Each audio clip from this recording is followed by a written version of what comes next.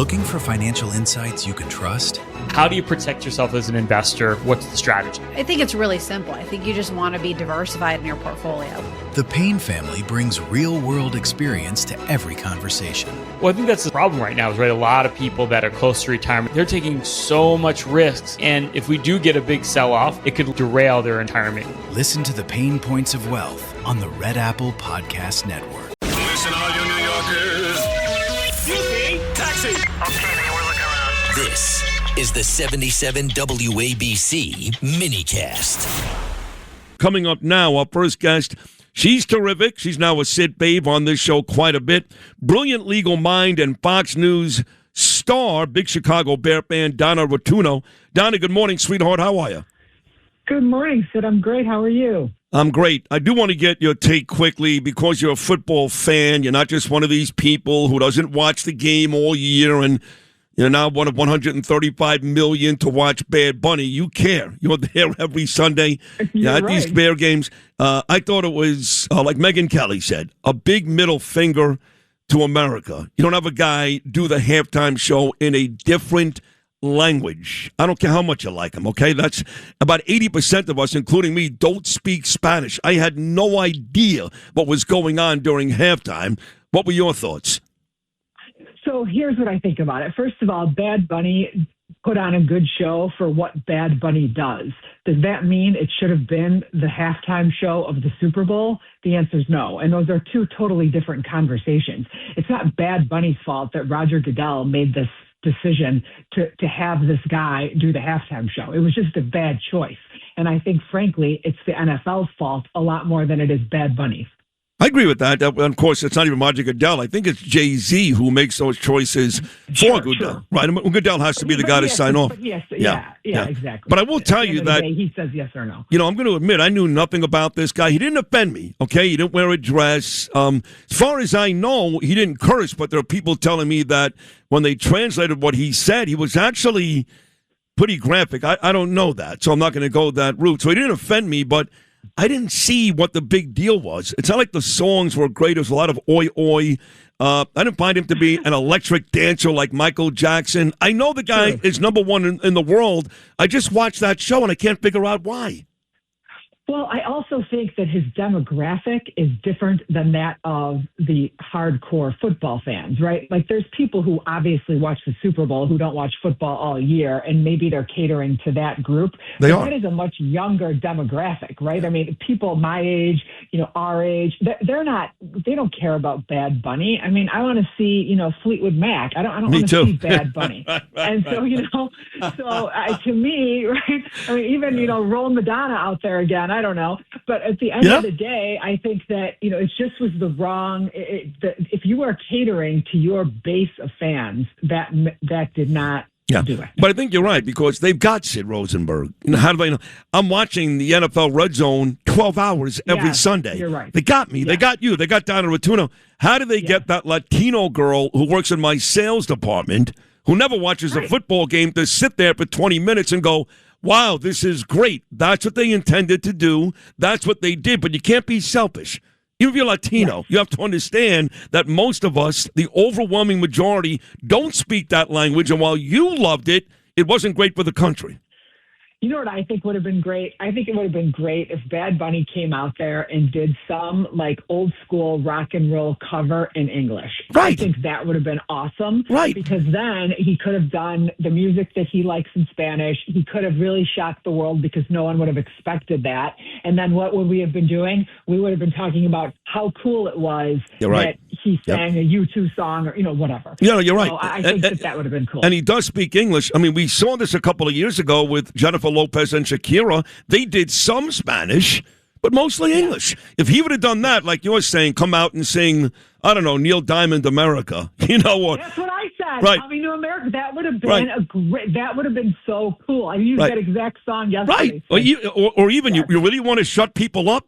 He could have come out and done Lee Greenwood's America song. Then everybody shuts up, right? Yeah. Anyway, it was a disaster. It was really a disaster.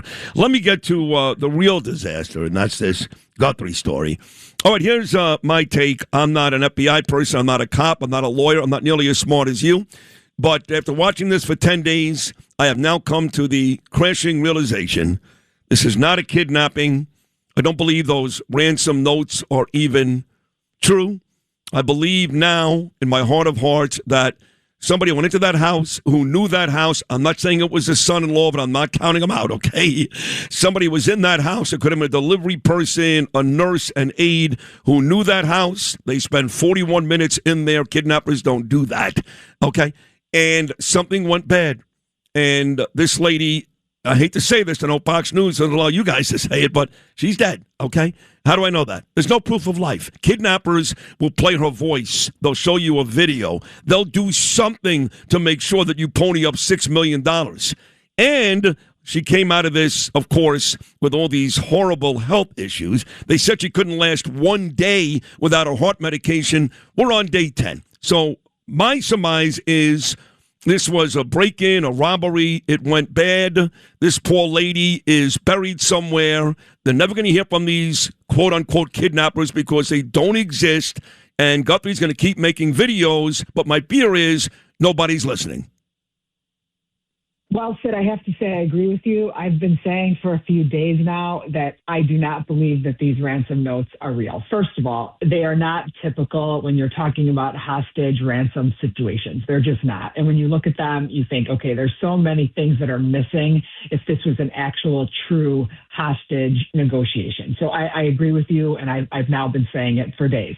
The other thing is, I think that whatever happened in that house, it has to be somebody who had some knowledge or relationship with her. And I agree with you. We can't point fingers at who it could be or isn't. But at the end of the day, this is starting to be very strange. First of all. Yeah, but but hold on. You say you can't point fingers, and Nancy Grace got angry with me yesterday because I mentioned the son-in-law. Look, if he was if the investigators weren't at Annie's house for 3 hours on Saturday, and you just bring up the son-in-law, yeah, that's irresponsible. That's not right. That's pointing fingers. But, when the investigators are there for 3 hours, luminol, just 3 days ago. Yeah, you have to go where the evidence is. Right. 100%. Yes, I agree with that. And I'm not saying that we can count anybody out. And frankly, it doesn't seem like they have any true suspects. And if they believe that they're suspects, they're just not telling us. So at this point, all we know is that these letters seem bogus.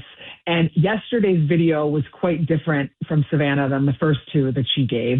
She was by herself. She was not reading from a script.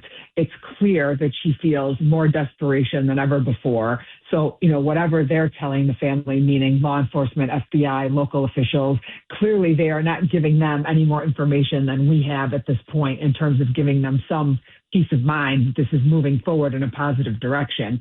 And so, and everybody's talking about the digital footprint. The digital footprint's going to solve this, and there's going to be, data points. But those types of investigations take time. And that's one thing if you have, dead bodies and you're trying to solve a crime. But right now, you have no confirmation whether she's alive or dead. And the goal would be to try to get her home if she was alive. So you don't have that time. God, what a mess! It's just a very frustrating. Yeah, it is. Yeah, and then you've got no motive. What's the motive? It's well, I don't know what the motive is. There could be anybody from a stalker, who wanted to get back at Savannah. I mean, I don't know what the motive is.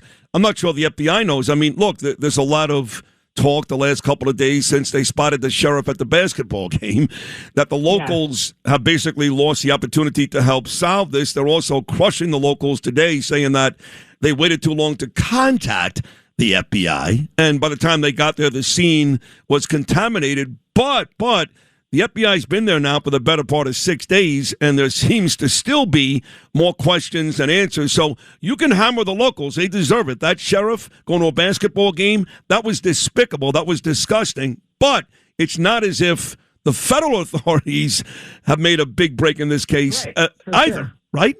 Yeah, you're absolutely right. And I agree with you. Those optics of that guy at that game were awful. Bad move. And the fact that even when the FBI came in, we're hearing reports as of last night that they didn't really welcome them. They were kind of trying to push them out. And that just seems ridiculous to me. As law enforcement, you have one goal, and your goal is to solve a crime. And whatever help you have to do that is something that you should utilize. So I found that very strange, and it made me question why. Were they so worried about the fact that it was going to be exposed that they did something wrong, that they were afraid to let the FBI in? It just seemed a little bit odd. And do we know, I don't know, anything about what they were looking for? Those septic tanks, those 2 manholes in the backyard. I know they took something off the roof. We don't have any specifics on any of that, right? No, we have no specifics. And I mean, we can obviously all speculate that they were looking for things that had been discarded. And they said that, that was big enough for a body if that were the case. But, who knows what they were looking for? I mean, at this point, I think what that shows is that they too maybe are thinking this was not a true kidnapping. So who knows? Looking for financial insights you can trust? How do you protect yourself as an investor? What's the strategy? I think it's really simple. I think you just want to be diversified in your portfolio. The Payne family brings real-world experience to every conversation. Well, I think that's the problem right now is, right, a lot of people that are close to retirement, they're taking so much risks. And if we do get a big sell-off, it could derail their retirement. Listen to the Payne Points of Wealth on the Red Apple Podcast Network.